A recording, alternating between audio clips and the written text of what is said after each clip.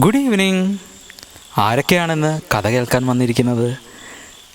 ലീവൊക്കെ എൻജോയ് ചെയ്യുന്നുണ്ടോ? എന്തൊക്കെയായിരുന്നു ഇന്നത്തെ പരിപാടികൾ? കളിച്ചോ, കാര്യങ്ങളൊക്കെ ചെയ്തോ? എന്നും ടി വിയും മൊബൈലും മാത്രം കണ്ടിരിക്കാണ്ട് നമുക്ക് ചുറ്റും ഒത്തിരി കാര്യങ്ങളുണ്ട്. അതൊക്കെ ഒന്ന് കണ്ട് കളിച്ച് നല്ല മക്കളായിട്ട് ലീവ് എൻജോയ് ചെയ്യണം. അപ്പോൾ നമുക്ക് കഥയിലോട്ട് വരാം. ഇന്നത്തെ കഥ എന്ന് പറയുന്നത് നമ്മൾ യേശു കർത്താവ് ജീവിച്ചിരുന്ന സമയത്ത് ചെയ്ത ഒരു കാര്യത്തെക്കുറിച്ചാണ് കഥയായിട്ട് ഇന്ന് നമ്മൾ പറയാൻ പോകുന്നത്. അപ്പോൾ യേശു കർത്താവ് ഈ ഭൂമിയിൽ വന്ന് ജീവിച്ച് ചെയ്ത അനേക കാര്യങ്ങൾ നമ്മൾ കഥയായിട്ട് കേട്ടു അല്ലേ? ലാസറിനെ ഉയർപ്പിച്ചതും, അതേപോലെ തന്നെ കുരുടനെ കാഴ്ച കൊടുത്തതും, മറ്റ് അസുഖങ്ങളുള്ളവരെ ആ അസുഖം മാറ്റിയതൊക്കെ നമ്മൾ കണ്ടു. കാനാവിലെ വെള്ളം വീഞ്ഞാക്കിയതൊക്കെ നമ്മൾ കഥയായിട്ട് കേട്ടു. അതേപോലെ യേശു കർത്താവ് ജീവിച്ചിരുന്നപ്പോൾ ചെയ്ത ഒരു അത്ഭുതമാണ് ഇന്നും നമ്മൾ പറയാൻ പോകുന്നത്. മക്കൾ ഈ കഥ കേൾക്കുമ്പോൾ ചിന്തിക്കുന്നുണ്ടാവും, എന്നും ഈ യേശു കർത്താവിൻ്റെ അത്ഭുതം ഇങ്ങനെ പറയുന്നത് എന്താണ് എന്നുള്ളത്. ഒത്തിരി അത്ഭുതങ്ങൾ യേശു കർത്താവ് കുറച്ചു കാലം ഇവിടെ ജീവിച്ച സമയത്ത് ചെയ്തിട്ടുണ്ട്. അപ്പോൾ ആ അത്ഭുതങ്ങൾ അത്രമാത്രം അന്ന് ജീവിച്ചിരുന്ന ആളുകളിൽ ഭയങ്കരമായിട്ടുള്ള ശക്തി ചെലുത്തിയിരുന്നു. അതുകൊണ്ടാണ് ഞാൻ ഇങ്ങനെയുള്ള അത്ഭുതങ്ങൾ മക്കൾക്കും പറഞ്ഞു തരുന്നത്. കാരണം മക്കളുടെ ജീവിതത്തിലും ഓരോരോ കാര്യങ്ങൾ വരുമ്പോൾ ഇങ്ങനെ ഒരു യേശു കർത്താവ് ഈ ഭൂമിയിൽ നമുക്കായിട്ടുണ്ട് എന്നുള്ളത് മക്കൾ ചിന്തിക്കാൻ വേണ്ടിയാണ് ഇങ്ങനെയുള്ള കഥകൾ പറഞ്ഞു തരുന്നതിൻ്റെ കാര്യം.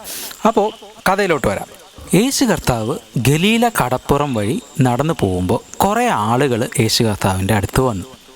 ആ വന്നവർ യേശു കർത്താവിൻ്റെ മുന്നിലോട്ട് ഒരാളെ കൊണ്ടുവന്ന് നിർത്തിയിട്ട് പറഞ്ഞു, ഈ ആളെ ഒന്ന് തൊടണം, തൊട്ട് സൗഖ്യമാക്കണം എന്നുള്ളത് പറഞ്ഞു. അപ്പോൾ തൊട്ട് സൗഖ്യമാക്കണം എന്ന് പറയുമ്പോൾ അവിടെ എന്തെങ്കിലും ഒരു പ്രശ്നം അയാൾക്കുള്ളത് കൊണ്ടാലോ തൊട്ട് സൗഖ്യമാക്കുന്നത് പറയുക, അല്ലെങ്കിൽ അങ്ങനെ പറയുമോ? പറയില്ലല്ലോ. അപ്പോൾ ഒരാൾ രോഗിയെന്ന് പറഞ്ഞു കഴിഞ്ഞാൽ എന്താണ് പറയുക? എന്താണ് അതുകൊണ്ട് മനസ്സിലാക്കുക?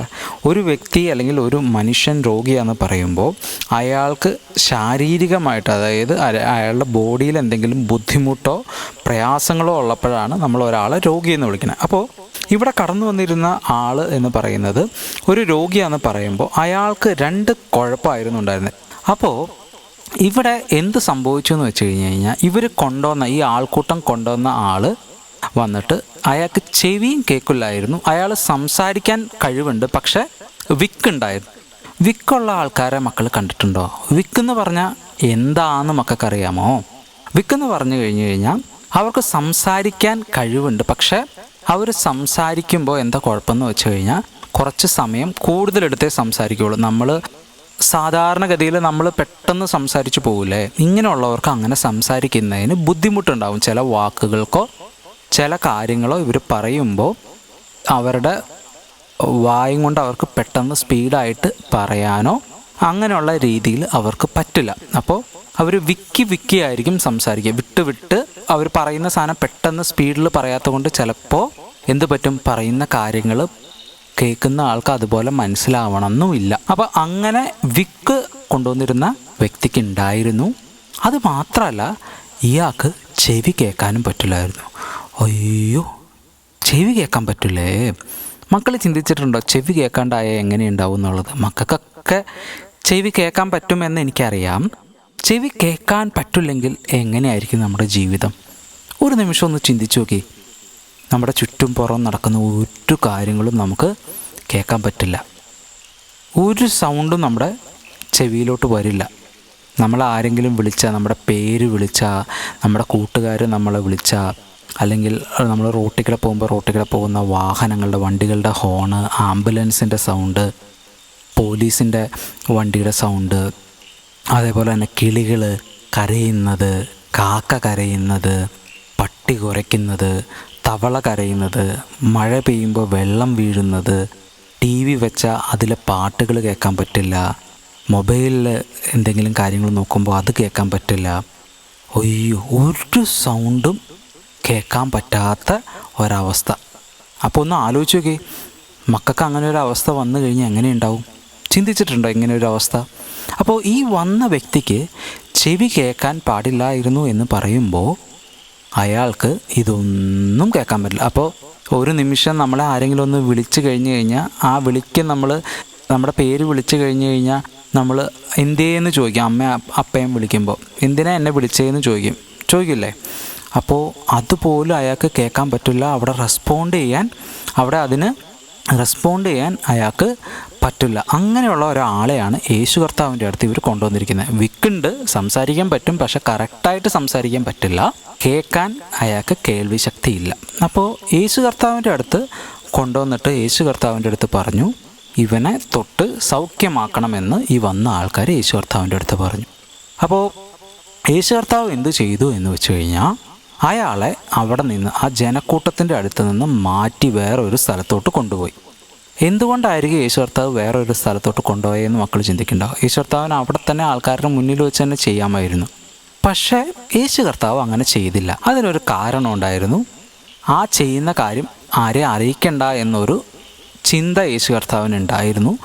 അത് കാരണമാണ് യേശു കർത്താവ് അവിടെ നിന്ന് മാറ്റി കൊണ്ടുവന്നത്. അങ്ങനെ മാറ്റി അവിടെ നിന്ന് കൊണ്ടുവന്ന് കഴിഞ്ഞിട്ട് യേശു കർത്താവ് എന്ത് ചെയ്തു എന്ന് വെച്ച് കഴിഞ്ഞാൽ, യേശു കർത്താവ് അവൻ്റെ ചെവിയിൽ വിരലിട്ടു. ഫിംഗേഴ്സില്ലേ, അതിൽ ഫിംഗേഴ്സ് യേശു കർത്താവ് അവൻ്റെ ഈ വന്ന രോഗിയായിട്ടുള്ള ആളുടെ ചെവിയിലിട്ടിട്ട് യേശു കർത്താവ് പിന്നെ ചെയ്തത് തുപ്പിയിട്ട് അവൻ്റെ നാവിനെ യേശു കർത്താവ് തൊട്ടു. അപ്പോൾ യേശു കർത്താവ് എന്താ ചെയ്തേ?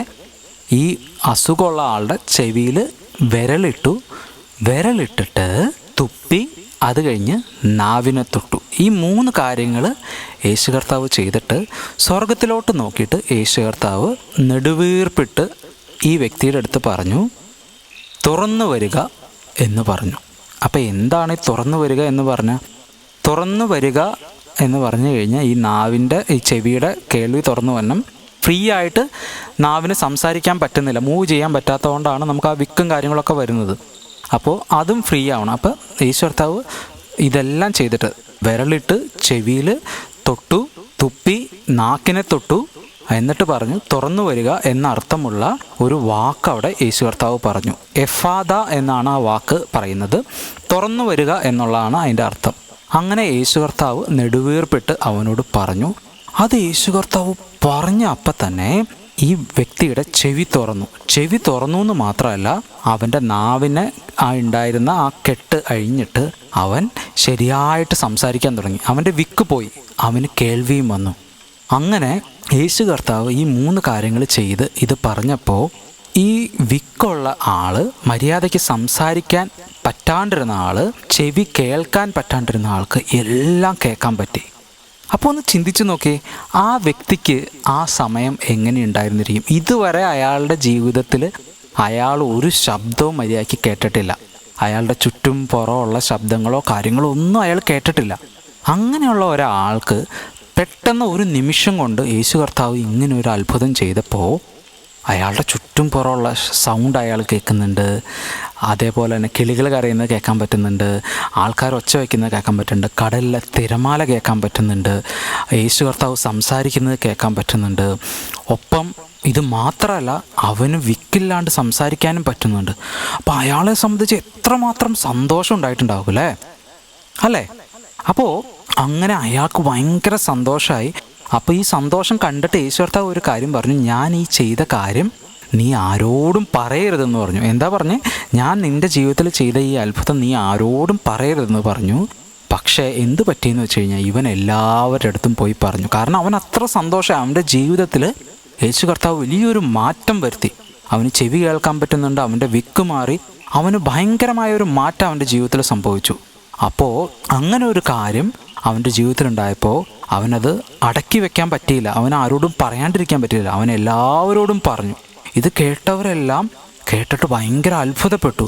എന്ത് കഴിവാണ് ഈ യേശു കർത്താവിനുള്ളത് എന്ന് വിചാരിച്ച് എല്ലാവരും ഭയങ്കരമായിട്ട് മാജിക്ക് കണ്ട പോലെയുള്ള ഒരു അത്ഭുതം അവരുടെ ജീവിതത്തിൽ ഇത് കേട്ടപ്പോൾ അവർക്കുണ്ടായി. അങ്ങനെ യേശു കർത്താവ് അവൻ്റെ ജീവിതത്തിൽ അത്ഭുതം ചെയ്തു.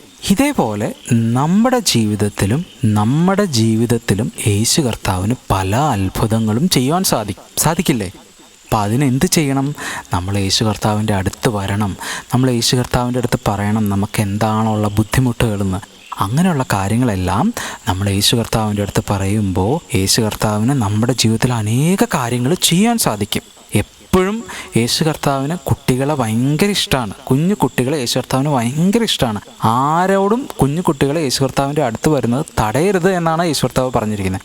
അത്രമാത്രം ശിശുക്കളെ, കുട്ടികളെ യേശു കർത്താവിന് ഇഷ്ടമാണ്. അതുകൊണ്ട് മക്കൾക്ക് യേശു കർത്താവിൻ്റെ അടുത്ത് മക്കൾക്ക് ബുദ്ധിമുട്ട് എന്തുണ്ടായാലും സന്തോഷം എന്തുണ്ടായാലും യേശു കർത്താവിൻ്റെ അടുത്ത് പറയാം. യേശു കർത്താവ് നിങ്ങളുടെ ജീവിതത്തിൽ വലിയ കാര്യങ്ങൾ, വലിയ മാറ്റങ്ങൾ വരുത്തും. അപ്പോൾ അതായിരുന്നു ഇന്നത്തെ കഥ. ഈ കഥ ഇഷ്ടമായെന്ന് പ്രതീക്ഷിക്കുന്നു. അടുത്ത കഥയുമായിട്ട് വീണ്ടും ഒരു ദിവസം വരാം. So good night, sweet dreams, by.